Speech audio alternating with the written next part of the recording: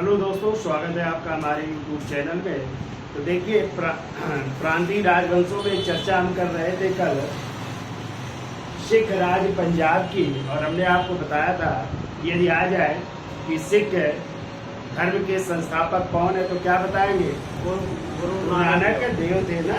और दूसरे सिख गुरु कौन थे? गुरु अंगद थे ना। लैना नाम था, लेकिन गुरु अंगद के नाम से फेमस हुए। फिर पांचवें कौन थे? गुरु अर्जुन देव थे। नवे कौन थे? गुरु तेग बहादुर। और 10वें सिख गुरु कौन थे? गुरु गोविंद सिंह। और गुरु गोविंद सिंह ने हमने आपको बताया था खालसा पंथ की स्थापना की थी। कब? 1699 में उन्होंने खालसा पंथ की स्थापना की थी। और प्रत्येक सिख पुरुष से कहा था कि वो अपने नाम के आगे क्या लगाएंगे? सिंह। और महिलाएं कौर लगाएंगे। और कहा था कि जहाँ भी जो है प्रत्येक सिख पुरुष जो है 5 चीजें धारण करेगा: केस, कंघा, कृपाण, कच्छा और कड़ा। और कहा था जहाँ भी पंच प्यारे उपस्थित होंगे मैं वहाँ पे उपस्थित हूँगा। ठीक है। फिर हमने आपको एक और संस्था बताई थी कि यदि आ जाए खालसा दल की स्थापना किसने की थी? तो कपूर सिंह अहलवालिया ने की थी। भी आपको याद रखिएगा। अभी एग्जाम में क्वेश्चन आया था, होला मोहल्ला नामक त्योहार की शुरुआत किसने की थी? क्या बताएंगे? गुरु गोविंद सिंह ने। ठीक है।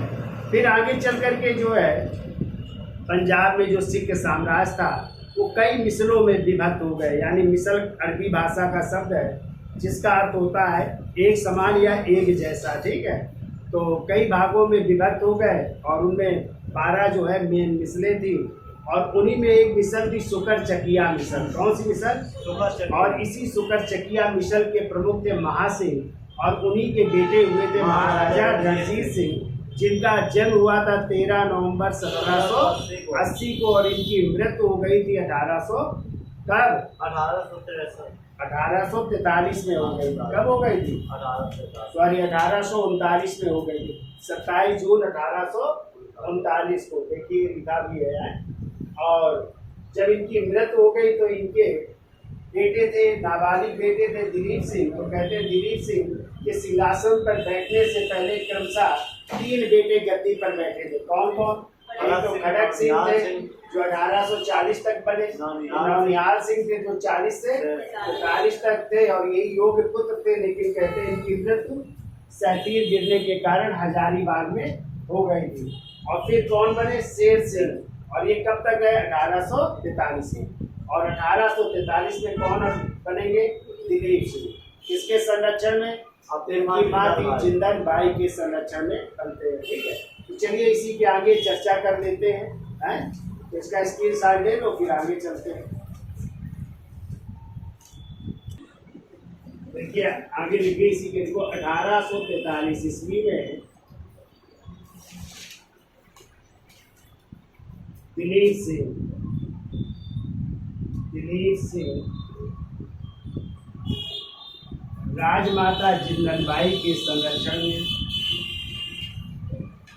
राजमाता जिंदनबाई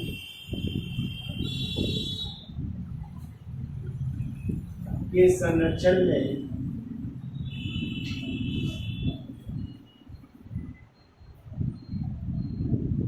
उनके संरक्षण में क्या बन रहे हैं? पंजाब पर शासक बन रहे हैं ना। संरक्षण में शासक बने।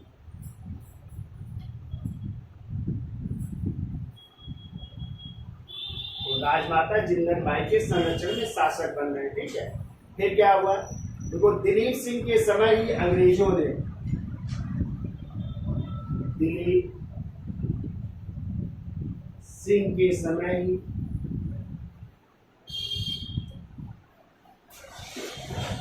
अंग्रेजों ने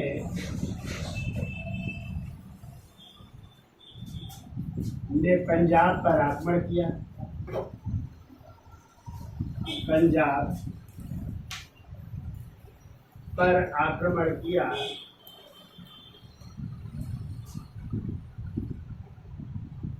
फलस्वरूप प्रथम आंग्ल सिख युद्ध प्रारंभ हुआ। फलस्वरूप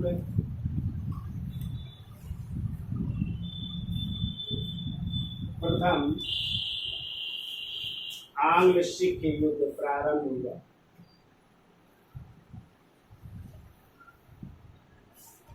आंग्ल सिख युद्ध प्रारंभ हुआ।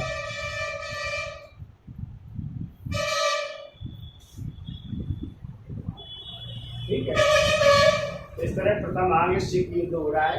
कब हो रहा है? 1845-46 में। ठीक है, और यदि आ जाए दिलीप सिंह की मृत्यु कब हुई तो लिख लीजिएगा, दिलीप सिंह की मृत्यु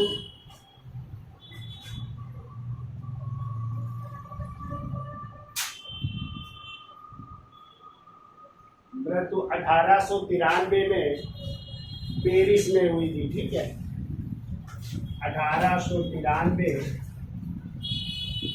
ईस्वी में पेरिस में हुई थी। अभी हम चर्चा करेंगे इनकी। पेरिस में हुई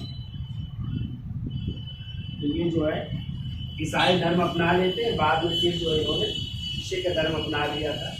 तो हेडिंग डालिए, प्रथम आंग्ल सिख युद्ध। प्रथम आंग्ल सिख युद्ध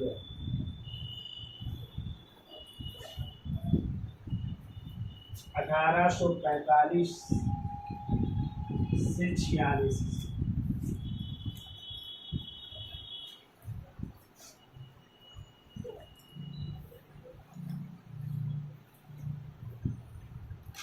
तो चलिए लिख लेते हैं। तो देखो, इस समय अंग्रेजों ने जो है लाहौर पर अधिकार कर लिया, और इस समय जो है भारत के जो गवर्नर जनरल होते हैं लॉर्ड हार्डिंग होते हैं, और सेना जो है लॉर्ड गफ के नेतृत्व में भेजी जाती है।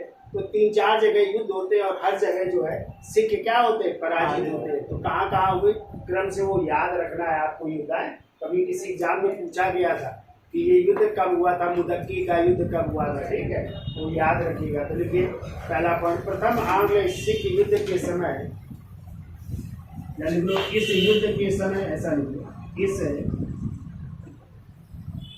युद्ध के समय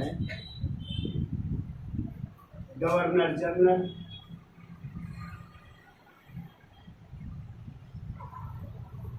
इस युद्ध के समय गवर्नर जनरल कौन होते हैं? लॉर्ड हार्डिंग है। गवर्नर जनरल लॉर्ड हार्डिंग तथा भारत के प्रधान सेनापति तथा भारत के प्रधान सेनापति लॉर्ड गफ हैं।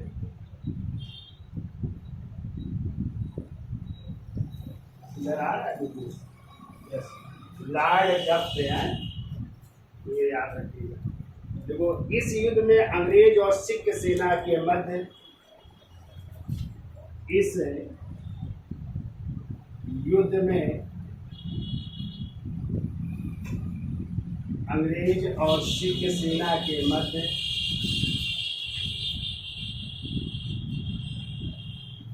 सिख सेना के मध्य 4 लड़ाइयाँ हुई।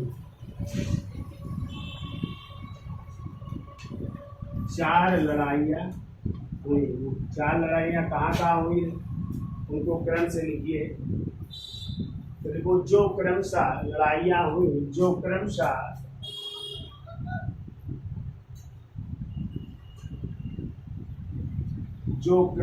पहली हो रही है। देखिए, पहला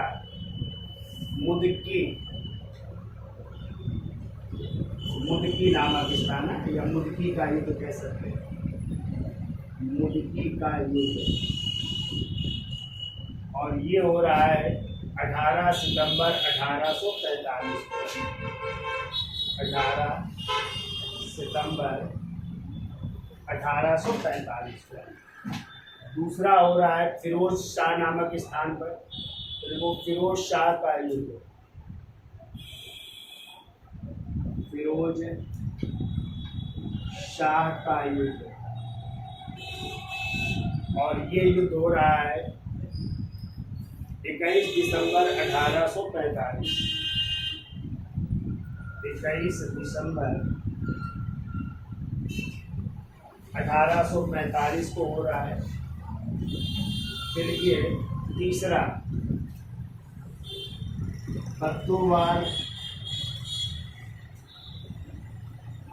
बद्दोवाल या इसी को आलीवाल भी कहते हैं, आलीवाल का युद्ध, आलीवाल का युद्ध ये हो रहा है 28 जनवरी 1846।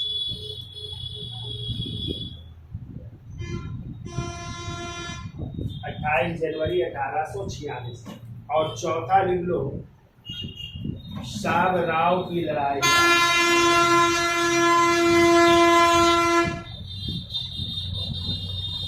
का युद्ध। और शाबराव का युद्ध हो रहा है लिख लो 10 फरवरी 1846। 10 फरवरी 1846। तो एक क्रम बहुत पूछ लिया जाता है। तो पहला युद्ध मुदक्की का युद्ध, फिर दूसरा फिरोज शाह का युद्ध, तीसरा बद्दोवाल का युद्ध और चौथा शाबराव का युद्ध। तो ये जो 3 युद्ध थे ये अनिर्णित थे, लिख लेना, ये अनिर्णित थे। और जबकि ये चौथा युद्ध ये निर्णायक हुआ और इसी में जो है सिख सेना पराजित होती है। ठीक है, सिख सेना क्या हो रही, पराजित होती है। ठीक है, अब देखो अंग्रेजी सेना ने लाहौर पर, थोड़ा सा इसका स्क्रीनशॉट ले लो फिर आगे चलते हैं। तो देखो ये 4 युद्ध होते हैं, तो 3 अनिर्णायक है और चौथा युद्ध क्या हुआ, निर्णायक हुआ। तो अब इन्होंने कहाँ पे अधिकार कर लिया, लाहौर में। और फिर एक संधि होगी, लाहौर की संधि आए, और उसी लाहौर की संधि द्वारा प्रथम आंग्ल सिख युद्ध समाप्त हो जाएगा। तो संधि की क्या शर्तें होंगी उनकी अभी हम चर्चा करेंगे। तो लिखिए अगला पॉइंट को, देखो अंग्रेजी सेना ने लाहौर पर, अंग्रेजी सेना ने लाहौर पर देखो 20 फरवरी 1846 को, 20 फरवरी 1846 को अधिकार कर लिया।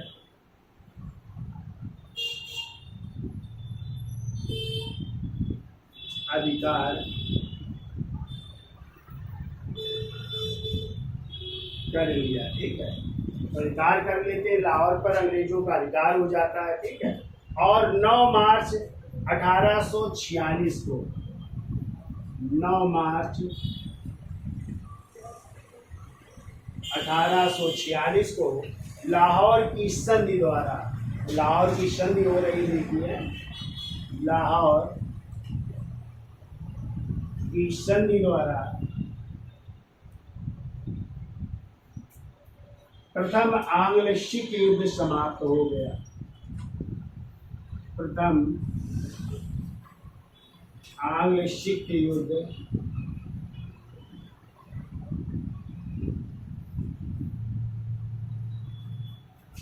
समाप्त हो गया।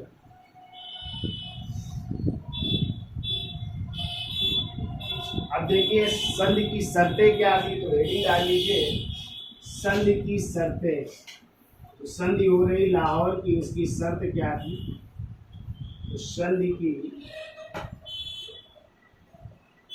शर्तें, तो लिखिए महाराजा ने सतलज और ब्यास नदी के बीच सभी दुर्गों पर अधिकार छोड़ दिया। नंबर 1, महाराजा दिलीप सिंह है, महाराजा दिलीप सिंह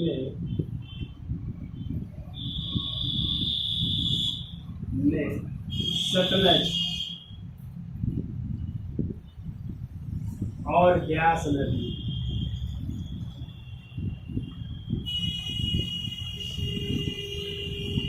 सतलज और ब्यास नदी के बीच सभी दुर्गों पर, के बीच सभी दुर्गों पर अधिकार छोड़ दिया। सभी दुर्गों पर अधिकार छोड़ दिया।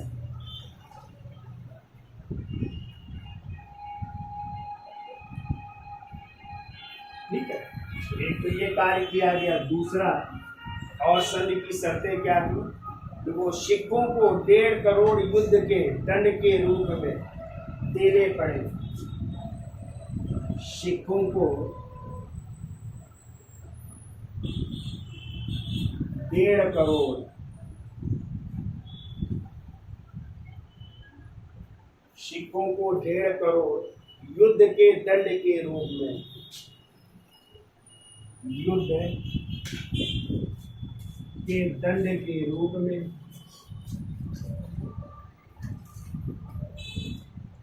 इन्हें देने पड़े। तो देने का मतलब कि 1.5 करोड़ रुपए दोगे। तो इन्होंने क्या किया, 50 लाख रुपए तो दे दिए, फिर 1 करोड़ ना दे पाने की स्थिति में जो है क्या देना पड़ा सिखों को, अपने जम्मू कश्मीर के क्षेत्र देने पड़े। और फिर वही जम्मू कश्मीर के क्षेत्र जो है उन्होंने किसको बेच दिया, गुलाब सिंह डोगरा को। कितने करोड़ में? 1 करोड़। 1 करोड़ में। तो चाहे आगे देख लो, देखो, जिसमें उन्होंने 50 लाख रुपए अपने कोष से दिए, जिसमें उन्होंने 50 लाख रुपए कोष से दिए,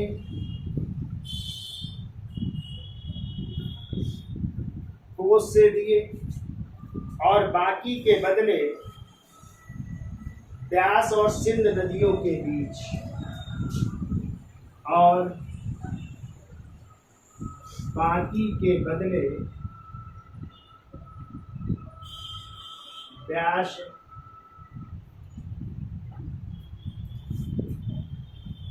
व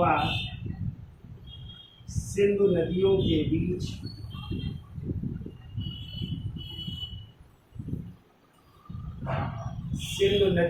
बीच कश्मीर और हजारा प्रांत दे दिए। कश्मीर व हजारा प्रांत दे दिए।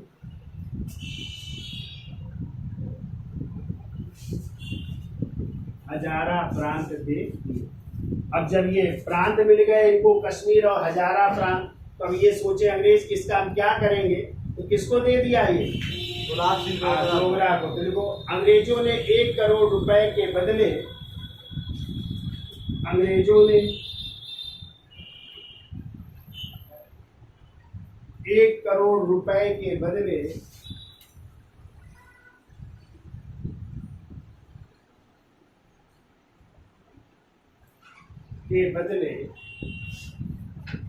कश्मीर को डोगरा सरदार, कश्मीर को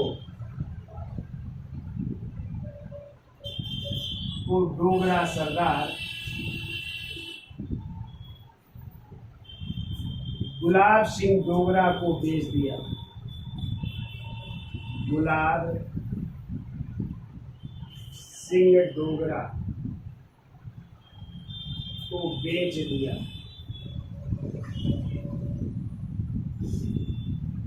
तो इस तरह कश्मीर किसको मिल जाता है, डोगरा सरदार। और इन्हीं डोगरा सरदार के ही उत्तराधिकारी थे महाराजा हरि सिंह, और उनके बेटे भी कर्ण सिंह, जो जब आपका कश्मीर का नहीं, जब बंटवारा हुआ था भारत का, तो कश्मीर जो है किसी भी क्षेत्र में विलय के पक्ष में नहीं था। तभी पाकिस्तान की कबायलों ने अटैक कर दिया था, तो महाराजा हरि सिंह को क्या करना पड़ा था, विलय पत्र पर हस्ताक्षर करने पड़े थे ना। चलिए अगली संधि लिखिए। तो दिलीप सिंह को महाराजा स्वीकार किया गया। तीसरा पॉइंट लिखो, दिलीप सिंह को महाराजा स्वीकार किया गया।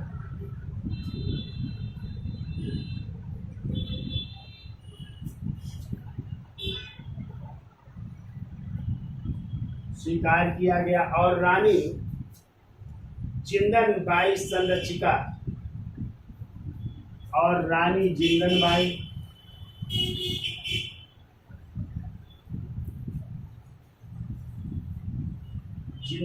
संरक्षिका बनी तथा वजीर का पद मिल रहा है लाल सिंह को। है तो देखो, लाल सिंह को वजीर के रूप में स्वीकार किया गया। लाल सिंह को वजीर के रूप में, या वजीर का पद मिला है, ऐसा है। लाल सिंह को वजीर का पद मिला है। अब चौथा पॉइंट लिखो। तो कहते हैं जो वजीर थे लाल सिंह, इनको कश्मीर बेचना पसंद नहीं आया। ठीक है, जो अंग्रेजों ने बेच दिया था कश्मीर, तो पसंद नहीं आया, अतः उसके नेतृत्व में सिखों ने पुनः विद्रोह कर दिया। ठीक है, अंत में अंग्रेजों ने विद्रोह का दमन किया और दिलीप सिंह को 22 दिसंबर 1846 को भैरोवाल की संधि की और इस संधि के तहत रानी जिंदन बाई की संरक्षिका को समाप्त करके उन्हें 1.5 लाख रुपए वार्षिक पेंशन दे दी जाती है। ठीक है, तो लिख लो, चौथा पॉइंट लिखो। देखो, लाल सिंह को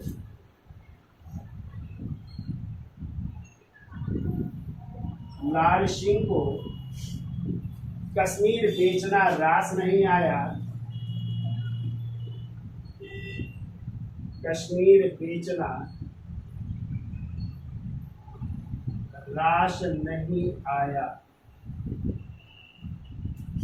रास नहीं आया, अतः सिखों ने पुनः विद्रोह कर दिया।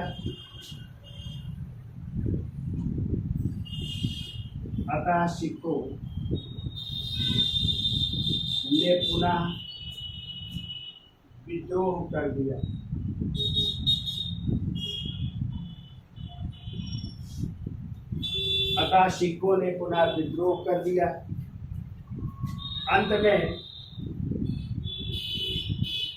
अंग्रेजों ने विद्रोह का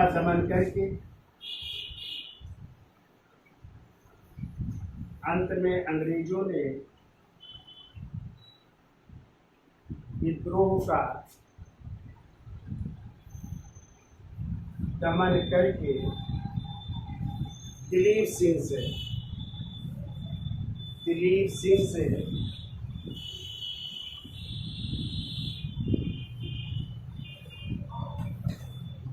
से भैरोवाल की संधि हो रही है। तो देखो, दिलीप सिंह से 22 दिसंबर 1846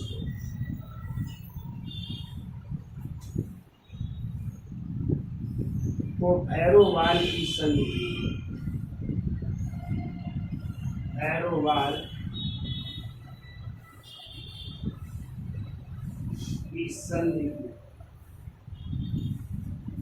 तो दिलीप सिंह से भैरोवाल की संधि हो रही है। ठीक है, फिर लिख लो आगे। और इसी संधि के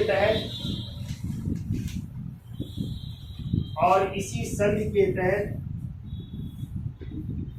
रानी जिंदन बाई की संरक्षिता को समाप्त कर रानी जिंदनबाई की संरक्षिता को समाप्त कर 1.5 लाख वार्षिक पेंशन दे दी गई। 1.5 लाख वार्षिक पेंशन दे दी गई।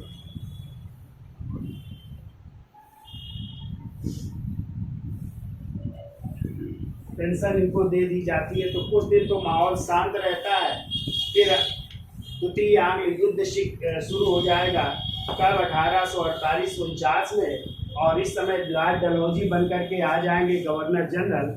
एक युद्ध होगा गुजरात का युद्ध या तोपों का युद्ध, ठीक है, और उसी में सिख सेना पराजित हो जाएगी और लॉर्ड डलहौजी पंजाब का क्या कर लेंगे, अंग्रेजी साम्राज्य में विलय कर लेंगे। ठीक है, तो इसका स्क्रीनशॉट ले लो, फिर आगे चलते। तो रीडिंग डालिए, द्वितीय आंग्ल सिख युद्ध 1848 से 49।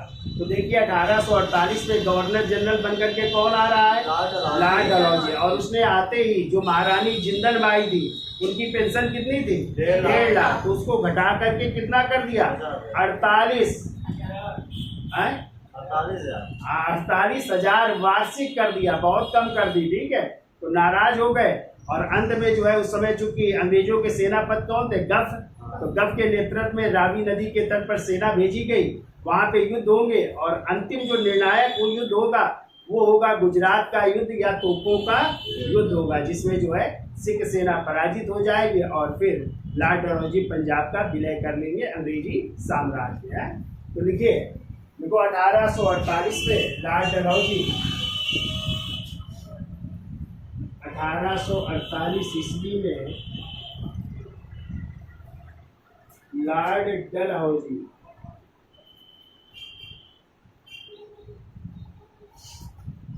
गवर्नर जनरल बनकर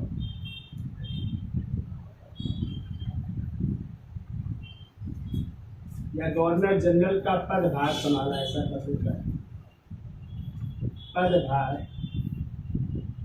संभाला और उसने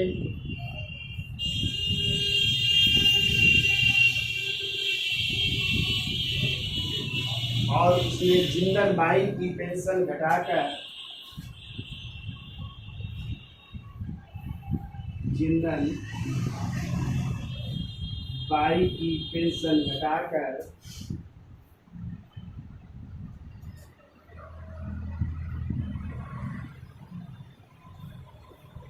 48,000 रुपये वार्षिक कर दी।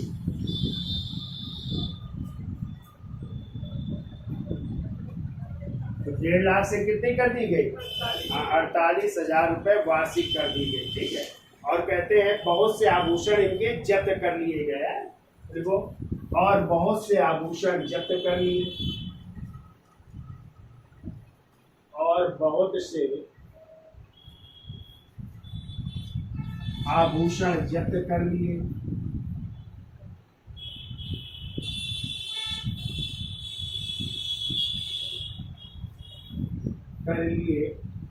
और जिंदल भाई को शेखपुरा भेज दिया गया है। देखो, और इन्हें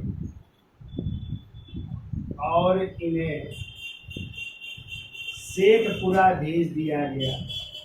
एक स्थान है शेखपुरा, तो शेखपुरा भेज दिया गया।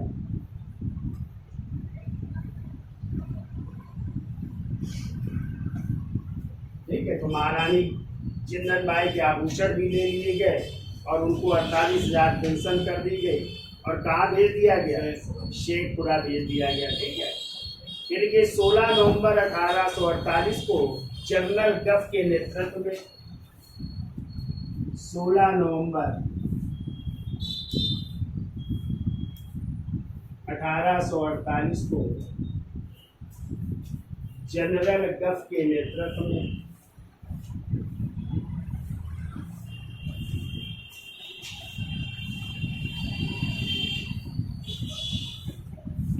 जनरल गफ के नेतृत्व में एक सेना ने रावी नदी पार कर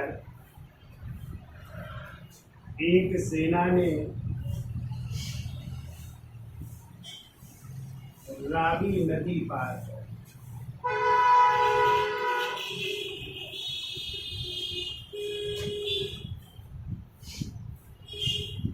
रावी नदी पार कर 22 नवंबर 1848 को 22 नवंबर 1848 को एक स्थान पड़ता है रामनगर है। तो देखो, रामनगर स्थान पर एक अनिर्णायक युद्ध लड़ा। रामनगर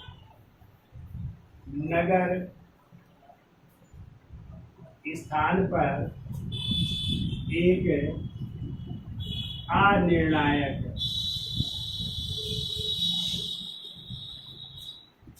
युद्ध लड़ा। ये युद्ध अनिर्णायक होता है कहाँ पे? रामनगर नामक स्थान पर। ठीक है, फिर के वो 13 जनवरी 1849 को 13 जनवरी 1849 को एक और युद्ध होता है चिलियान वाला युद्ध में। चिलियान वाला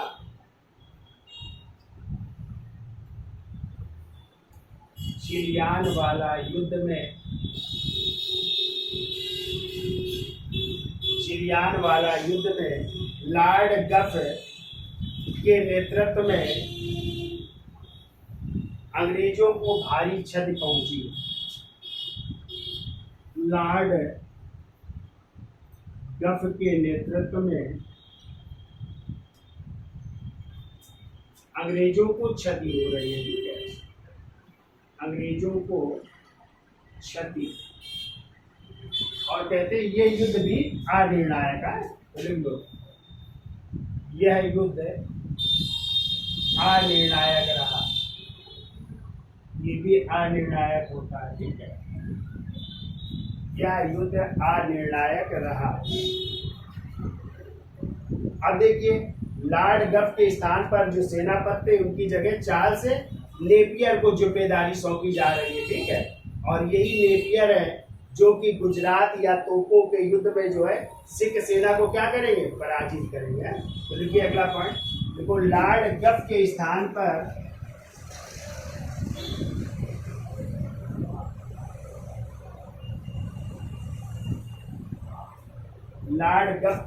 पर चार्ल्स नेपियर को अंग्रेजी सेना का नेतृत्व प्रदान किया गया। चार्ल्स नेपियर को अंग्रेजी सेना का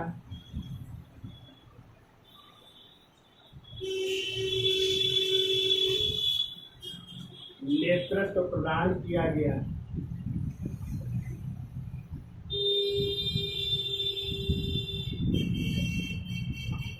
तो चार्ल्स नेपियर अब बन रहे हैं सेनापति। ठीक है, देखो, और चार्ल्स नेपियर ने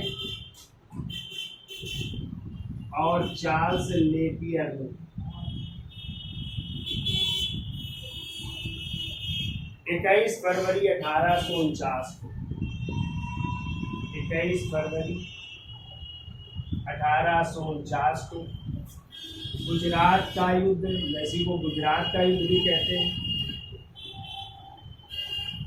या इसी को तोपों का युद्ध भी कहते हैं। तोपों के युद्ध में, तो गुजरात के युद्ध या तोपों के युद्ध में सिख सेना को पराजित किया। सिख सेना को पराजित किया।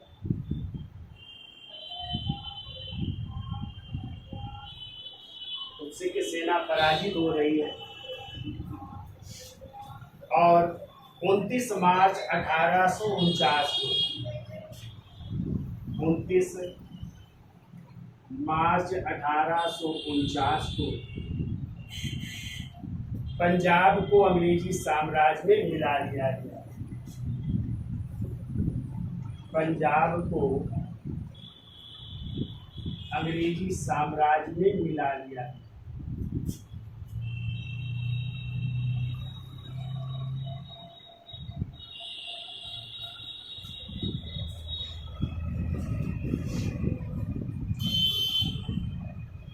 इस तरह लॉर्ड डलहौजी कब 29 मार्च 1849 को, ठीक है, पंजाब को अंग्रेजी साम्राज्य में मिला लिया जाता है। ठीक है, अब देखो दिलीप सिंह को, अगला पॉइंट, जो महाराजा दिलीप सिंह हैं इनके साथ क्या हो रहा है।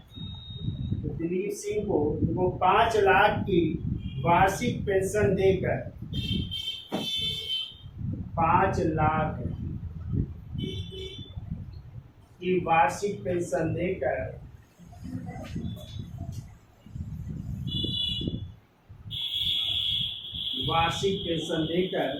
रानी जिंदन बाई के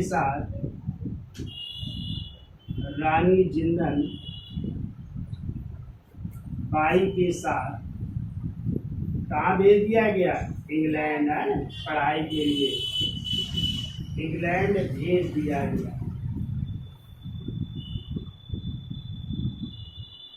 यानी अंग्रेजी साम्राज्य ने कहा हम आपका खर्चा उठाएंगे पढ़ाई लिखाई का, और इनको लेकर के कहाँ चले जाइए आप, इंग्लैंड चले जाइए, ठीक है। और बदले में क्या ले रहे हैं, कोहिनूर हीरा, जो कि किसके पास है, दिलीप सिंह के पास, देखो। और बदले में कोहिनूर हीरा प्राप्त कर लिया, और बदले में कोहिनूर हीरा प्राप्त कर लिया।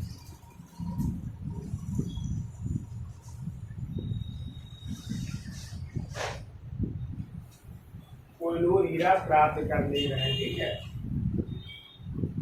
तो ये याद रखिएगा। चलिए कुछ और पॉइंट है उनको भी करवा देते हैं, कितना याद हो जाएगा भाई। 1848 में कौन संभाल रहा है, लॉर्ड डलहौजी गवर्नर जनरल का पद है, और उसने जिंदल बाई की पेंशन कितनी कर दी, 1.5 लाख से घटा कर वार्षिक कर दिया, और बहुत सा उनसे क्या ले लिया, आभूषण भी ले लिया, कहाँ भेज दिया, शेखपुरा है। और फिर 16 नवंबर 1848 को जनरल गफ जो थे उन्होंने एक सेना रावी नदी के किनारे गई, और एक युद्ध हुआ रामनगर का युद्ध, कब, 22 नवंबर, जो अनिर्णायक रहा, ठीक है। फिर 13 जनवरी 1849 को कौन सा युद्ध, चिलियान वाला, ये भी क्या रहा। अब गफ के स्थान पर किसको सेना का नेतृत्व, चार्ल्स नेपियर को बनाया गया, और इन्हीं नेपियर ने 21 फरवरी 1849 को किस युद्ध में, गुजरात के युद्ध या तोपों के युद्ध में किसको, सिख सेना को पराजित किया। और इस तरह 29 मार्च 1849 को पंजाब को अंग्रेजी साम्राज्य में मिला लिया जा रहा है। ये डेट याद रखिएगा, 29 मार्च 1849। और दिलीप सिंह को कितने लाख की वार्षिक पेंशन, 5 लाख की वार्षिक पेंशन दे करके कहाँ भेज दिया गया, रानी जिंदल बाई के साथ। बदले में क्या प्राप्त कर लिया, इसका स्क्रीनशॉट ले लो।